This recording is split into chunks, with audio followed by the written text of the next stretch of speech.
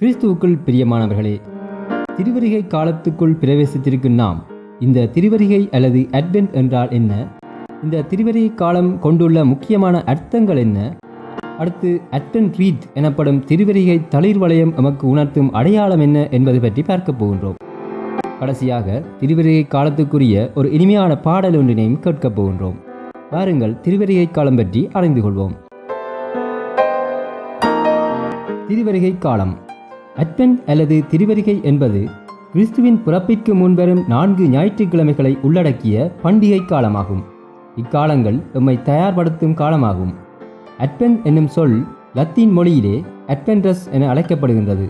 இதன் பொருள் வருகையாகும். இயேசு கிறிஸ்து மனிதராக இவ்வுலகிற்கு வருகை தந்ததை அர்த்தமுள்ள முறையில் நினைவு கூறுவதற்கும் இயேசுவின் 2ஆம் வருகைக்கு எம்மை ஆயத்தப்படுத்துவதற்கும் திருச்சபையால் எமக்கு வழங்கப்பட்ட காலமாக திருவருகை காலம் அமைந்துள்ளது. இந்த திருவருகை காலமானது 3 முக்கிய அர்த்தங்களை தன்னகத்தை கொண்டுள்ளது. முதலாவதாக 2000 வருடங்களுக்கு முன்னர் இயேசு மனித அவதாரம் பூண்டு எமக்காக பிறந்து எமக்காக இறந்தார். இரண்டாவதாக இறந்த இயேசு உயிர்த்தெழுந்து எம்மோடு எம் மத்தியில் வாழ்கின்றார். அனிதினமும் நாம் எம் வாழ்வில் இயேசுவை சந்திக்கின்றோம். மூன்றாவதாக எதிர்காலத்தில் இயேசு மீண்டும் உலகிற்கு வருவார். அவரது வருகை அவர் குழந்தையாக அல்ல, மாறாக அரசராகவும் தீர்ப்பு வழங்கும் நீதிபதியாகவும் காணப்படுவார்.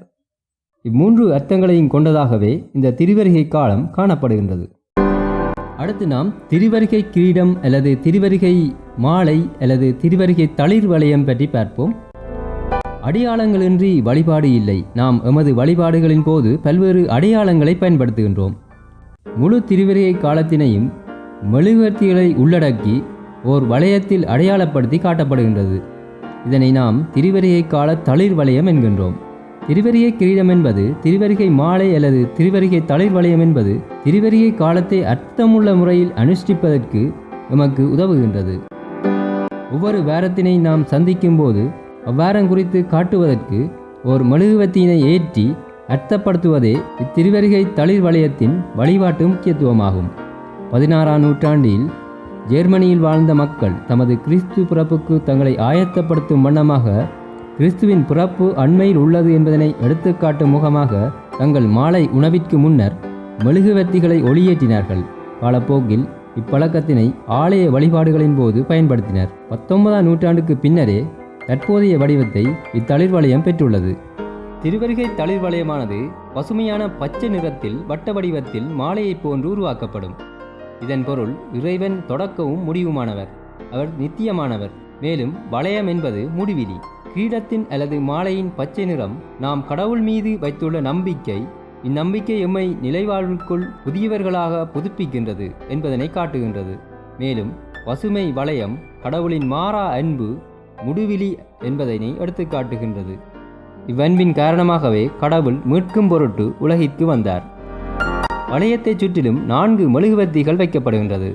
இந்த 4 மெழுகுவர்த்திகளும் திருவருகை காலத்தின் 4 ஞாயிறுகளை நினைவுபடுத்துகின்றன. ஒவ்வொரு ஞாயிறும் ஒரு முறை மட்டும் ஒளியேற்றப்படும். ஒவ்வொரு மெழுகுவர்த்திகளும் மனிதகுலம் மீட்பிற்கான காத்திருப்பை அடையாளப்படுத்துகின்றன. இவை ஆதாம் ஏவாள் முதல் இயேசு கிறிஸ்து வரை பழைய ஏற்பாட்டில் முன்னறிவித்த மீட்பினை குறிக்கின்றன. 5ஆம் மெழுகுவர்த்தி இயேசு கிறிஸ்துவை அடையாளப்படுத்துகின்றது. வெள்ளை நிறமானது தூய்மை கண்ணியத்தின் அடையாளமாகும். இயேசு மனித உருவெடுத்து உலகின் இருளை போக்கி ஒளியை வழங்கியதை நினைவுபடுத்துகின்றது. இக்கிரீடத்தில் 3 நிறங்களை கொண்ட 5 மெழுகுவர்த்திகள் பயன்படுத்தப்படுகின்றன. 2 மெழுகுவர்த்திகளும் நீல நிறமாக காணப்படுகின்றது. 3ஆம் மெழுகுவர்த்தி இளஞ்சிவப்பு நிறத்தில் காணப்படுகின்றது. 4ஆம் மெழுகுவர்த்தி நீல நிறத்திலும் 5ஆம் மெழுகுவர்த்தி வெள்ளை நிறத்திலும் காணப்படுகின்றது. முதல் மெழுகுவர்த்தி திருவருகையின் 1ஆம் ஞாயிறு அன்றும், அதனைத் தொடர்ந்து 2வது மெழுகுவர்த்தி திருவருகையின் 2ஆம் ஞாயிற்றுக்கிழமையும், தொடர்ந்து 3ஆம் மெழுகுவர்த்தி திருவருகையின் 3ஆம் ஞாயிற்றுக்கிழமையும், 4ஆம் மெழுகுவர்த்தி திருவருகையின் 4ஆம் ஞாயிற்றுக்கிழமையும், 5ஆம் மெழுகுவர்த்தி கிறிஸ்து பிறப்பின் நாளிலும் ஏற்றப்படும். இவ்வனைத்து மெழுகுவர்த்திகளும் ஜனவரி மாதம் 6ஆம் தேதி வரை ஒளியேற்றப்படும். இக்காலத்தில் நாம் லெந்து நாட்களைப் போன்று நாம் பலிபீடத்தை மலர்களால் அலங்கரிப்பதில்லை. ஒவ்வொரு மெழுகுவர்த்திகளும் வெவ்வேறு அர்த்தங்களை கொண்டுள்ளன. இவ்வர்த்தங்கள் திருச்சபைகளுக்கிடையே வேறுபடுகின்றன. நீல நிறத்திலான முதலாவது மெழுகுவர்த்தி ஆதிப்பிதாக்களை குறிக்கின்றது. இது எதிர்பார்ப்பின் அடையாளமாகும். நீல நிறத்திலான இரண்டாவது மெழுகுவர்த்தி இறைவாக்கினரை குறிக்கின்றது. இது அமைதியின் அடையாளமாகும். இளஞ்சிவப்பு நிறத்திலான மூன்றாவது மெழுகுவர்த்தி திருமுழுக்கு ஜோவானை குறிக்கின்றது. இது மகிழ்ச்சியின் அடையாளமாகும். நீல நிறத்திலான நான்காவது மெழுகுவர்த்தி புனித மரியாளை குறிக்கின்றது. இது அன்பின் அடையாளமாக காணப்படுகின்றது. ஐந்தாவது மெழுகுவர்த்தி வெள்ளை நிறத்தில் காணப்படுகிறது. இது இயேசு கிறிஸ்துவை காட்டுகின்றது. இங்கு மெழுகுவர்த்தி ஒளி முக்கிய அடையாளமாக மாறுகின்றது. வாழும் எம் வாழ்விற்கும் உலகிற்கும் இயேசு ஒளி என்பதனை எமக்கு நினைவூட்டுகின்றது. இவ்வாறு ஆண்டுதோறும் கொண்டாடப்படும் திருவருகை காலம் மற்றும் கிறிஸ்து பிறப்பு காலங்கள் ஆண்டவர் அண்மையில் நம் அருகில் நம்மோடு உள்ளார் என்பதனை உணர்த்துகின்றது.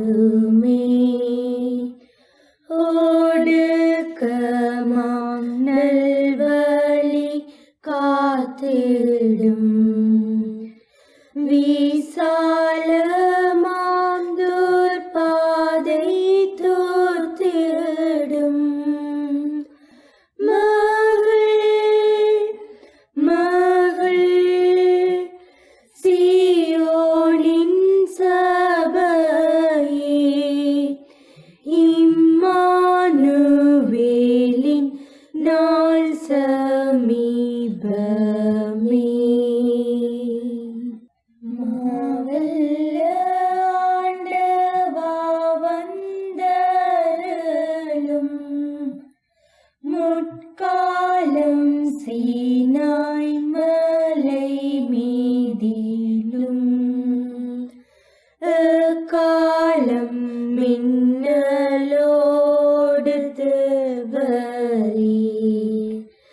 பிரமாணம் இஸ்ரவேலு களித்தீர். மகள் மகள் சீயோனின் சபையே, இம்மானுவேலின் நாள் சமீப